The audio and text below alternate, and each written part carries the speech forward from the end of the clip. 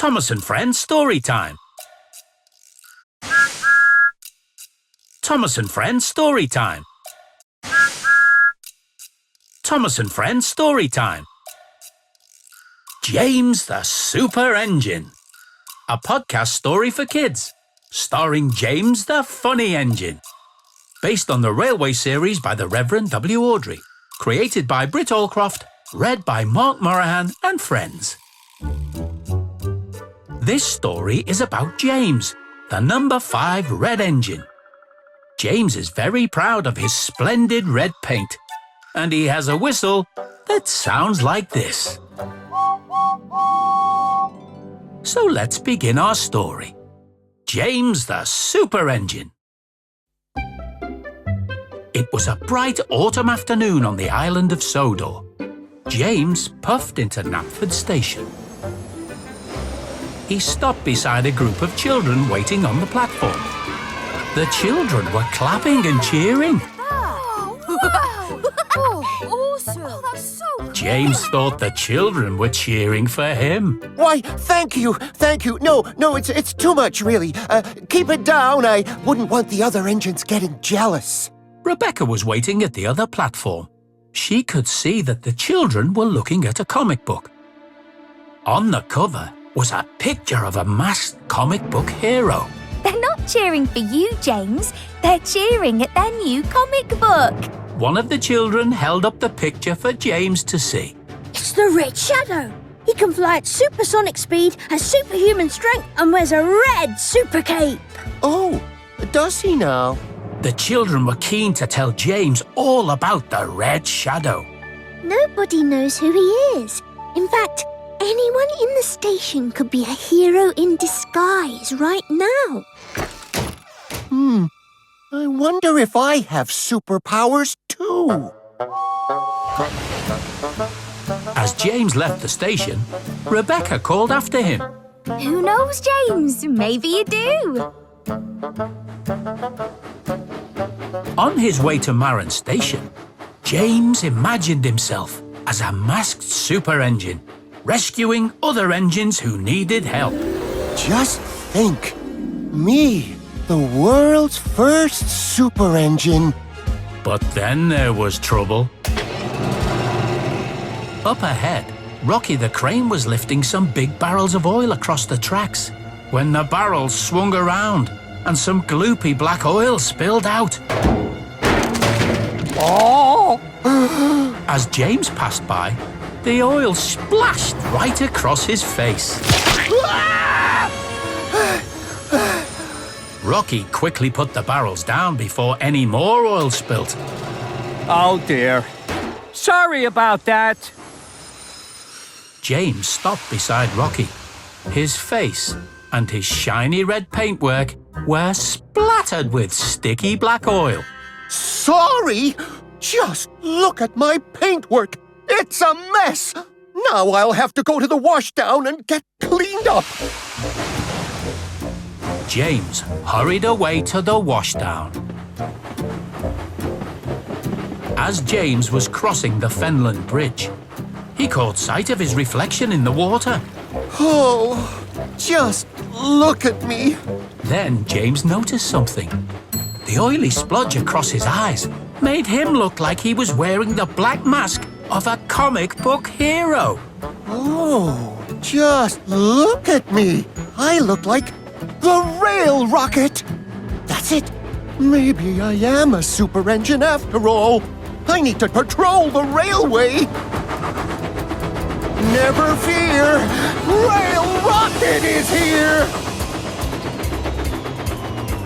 James was having great fun, pretending to be the Rail Rocket. It was a sunny day, and all seemed well. But little did anyone know that hidden in the shadows, danger was lurking.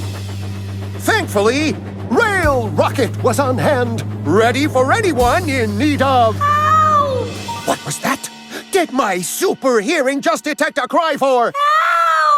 Help! A distress call? Someone's in trouble! James rushed towards the sound of the calls for help and spotted 2 children up ahead. James stopped beside them. Da-da-da-da! Never fear! Rail Rocket is here! Where's the trouble? Is it a raging storm? A runaway train? A broken bridge? Our new kite is stuck in a tree. The boy pointed to a large tree overhanging the track. High up in the branches was a beautiful blue kite. A kite? Stuck up a tree? James was a bit disappointed. This wasn't the kind of daring rescue he'd been hoping for. But he could see how unhappy the children looked. So, Worry not! Luckily, I have my super funnel with me! James took a deep breath, then blew a big blast of steam from his funnel. The steam blew the kite out of the branches, and it floated down to the children. Hooray! Now, I must fly! Sodor is calling! Da-da-da-da! Wow! James raced away before the children could guess who was under the super engine mask. Not only does Rail Rocket react to danger, he senses it before it's even become dangerous. Then James heard the sound of bells in the distance. What's that? Did my super hearing just detect a distress bell? Someone's in trouble! I must assist them immediately! Da-da-da-da! Never fear! Rail Rocket is here! James arrived at the level crossing to find that the distress bell he had heard was only some goats safely crossing the line. Goat bells? Oh, come on!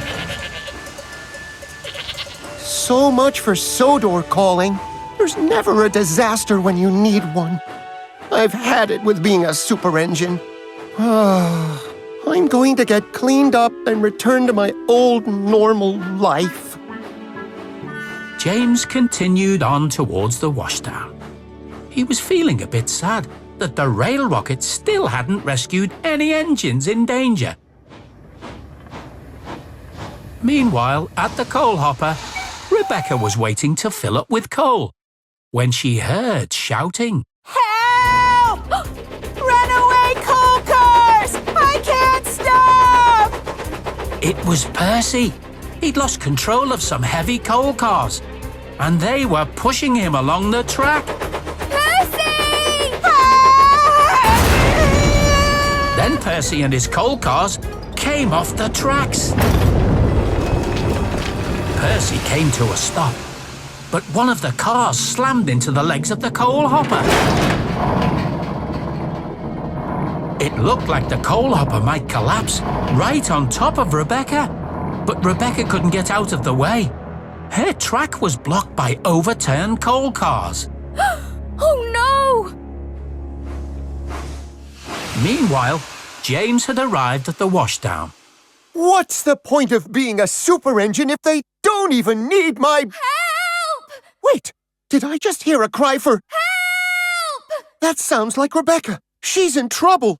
Real trouble. James realized this was his chance to rescue an engine in danger. Da-da-da-da! Never fear! Rail Rocket is here! James raced toward Rebecca. He bashed the coal cars out of the way and then pushed Rebecca out of danger. At that moment, the coal hopper collapsed and crashed to the ground in a huge cloud of coal dust. But Rebecca was safe.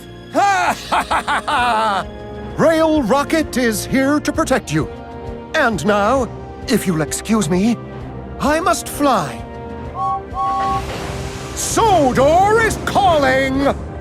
In the swirling clouds of coal dust, neither Rebecca or Percy could see the engine who had saved the day. Wow! Rail Rocket! That night at Tidmouth Sheds, Percy told the other engines all about the rail rocket. And then he burst through the coal and pushed Rebecca to safety. James arrived back from the washtown. His black mask had been washed off, and his red paint was clean and shiny. Did I miss anything? Oh, James, we had our very own super engine. He was called Rail Rocket. Oh, he sounds quite the character. Nia was puzzled. I wonder who he was. But even Rebecca had no idea who had saved her. Who knows? He could be just about anyone. James the Super Engine backed into his shed and whispered quietly to himself. Dun, da, da, da. The end. Listen out for other adventures with Thomas and Friends Storytime. Parents, if you like what you heard, please leave us a review and subscribe wherever you listen to your podcasts. Tell your friends too.